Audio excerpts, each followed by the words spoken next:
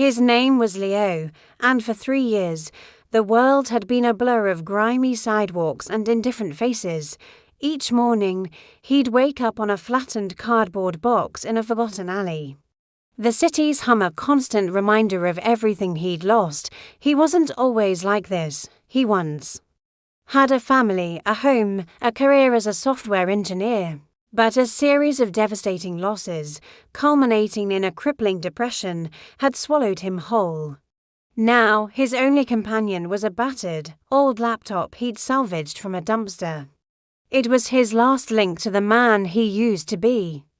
One rainy Tuesday, huddled under a flimsy awning, a flicker of his old self returned. He managed to get a Wi-Fi signal from a nearby cafe. He didn't look for jobs, the rejection was too painful. Instead, he just started creating. He designed a simple piece of software, a small, elegant program that organized digital clutter. He called it Cleanslate. It was just for him, a way to bring a tiny bit of order to his chaotic existence. He uploaded it to a free coding repository, thinking nothing of it, and closed the lid. He had no idea he'd just lit a fuse. A week later, shivering and hungry, he found his way back to the same Wi-Fi spot. He opened his laptop out of habit. His inbox was flooded, hundreds of emails. "This is genius, one read, take my money," said another, a small tech blog had discovered Cleanslate and written a glowing review. Suddenly, thousands of people wanted his software. The problem was, he had no way to sell it, no bank account, no address, no company, just a laptop and a growing sense of panic. He saw a lifeline in the messages. A user, a young entrepreneur named Clara, had sent him a detailed email. She didn't just praise the software, she saw its potential. She proposed a partnership. She would handle the business side, the marketing, the sales infrastructure. He would handle the code. Her email ended with a simple line, "I don't know who you are, but your work has value. Let me help you show the world." Leo was terrified. Trust was a luxury he couldn't afford. The world had only ever taken from him. Why would this be any different? He almost deleted the email, but then he looked at his reflection in the dark screen, gaunt, tired, invisible. What did he have left to lose? He typed a single word, "Okay." The next 6 months were a whirlwind. Clara was true to her word. She set up a secure video call, never once asking about his living situation, only focusing on the product. She saw the genius, not the grime.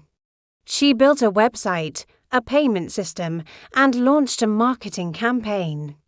Leo, from his alley and various library basements, coded like a man possessed.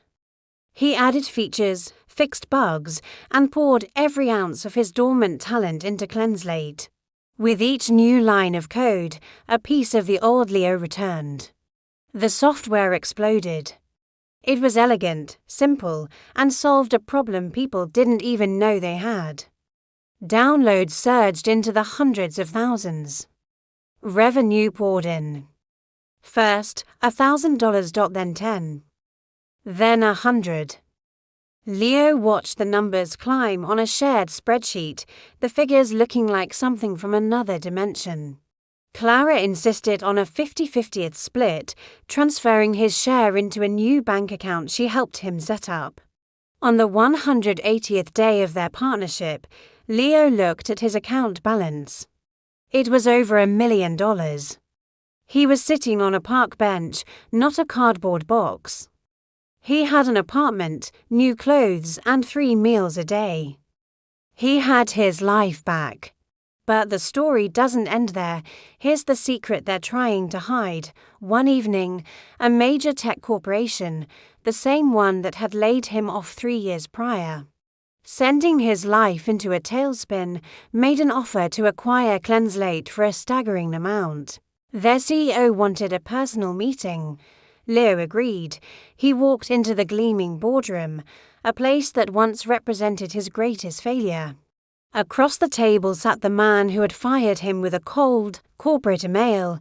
The CEO didn't recognize him. He just saw a successful software developer. He launched into his pitch, praising the innovation of Cleanslate, calling it revolutionary. He talked about synergy and market disruption. Leo let him finish. Then he leaned forward and said calmly, 3 years ago, you fired me. You said I was redundant, that my skills were obsolete. You threw me away like a piece of old hardware. The CEO's face went pale. The color drained from his expensive suit. He was speechless. Leo stood up. The company is not for sale, he said, his voice steady. My dignity, however, was never on the market.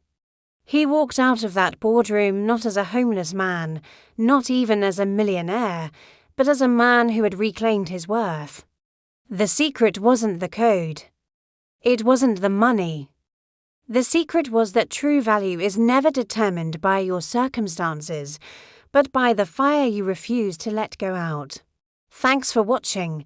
Remember to subscribe for more stories that make you think.